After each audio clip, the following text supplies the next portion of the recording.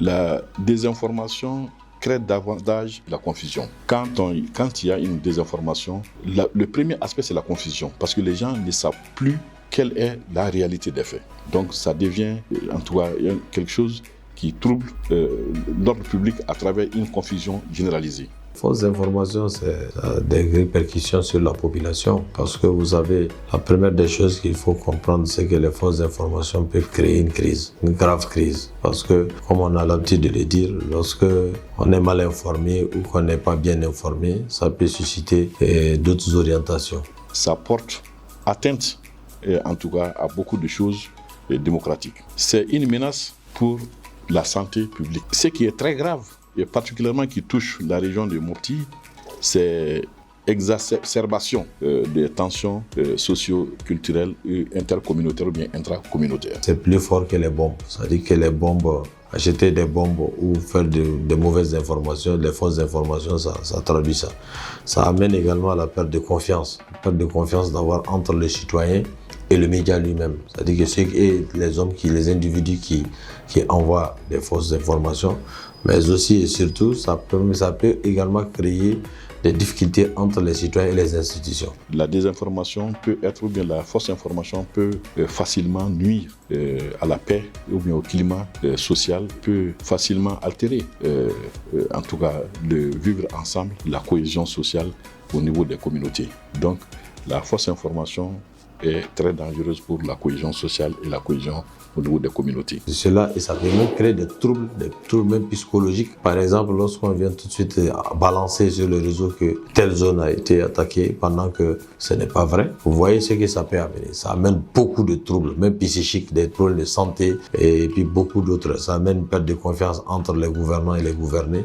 La fausse information est source de violence parce que ça peut facilement dégénérer, ça peut facilement être source de tensions, de malentendus, de problèmes et qui peuvent aboutir à des violences très graves entre les populations, entre les communautés.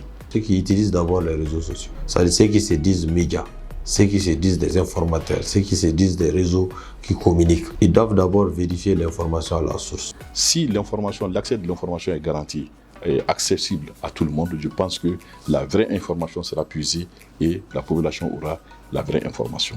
Éviter les blocages des sources d'information. Impliquer la société civile. La société civile est en amont, pendant et après toute cette situation-là. Donc il faut que la société civile prenne part activement et même très activement dans toutes les stratégies de lutte contre la fausse information. Ils doivent faire tout avant de publier, quelle que soit l'information, avant de la publier. Il faut être sûr et certain de la source, mais aussi il faut que tu sois sûr que c'est vrai.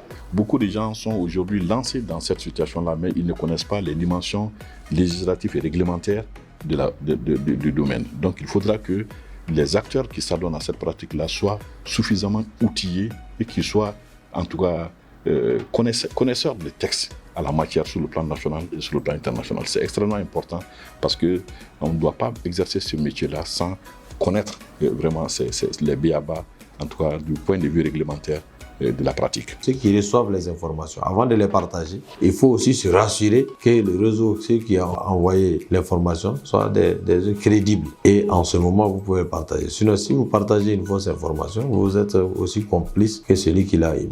C'est de s'assurer de la véracité des faits à travers plusieurs sources avant de les diffuser. Ça, c'est en tout cas sur le plan déontologique des médias, cela relève en tout cas de professionnalisme des médias. Lorsqu'on a une source d'information, il faut éviter de diffuser les informations à partir d'une seule source d'information qui peut être erronée.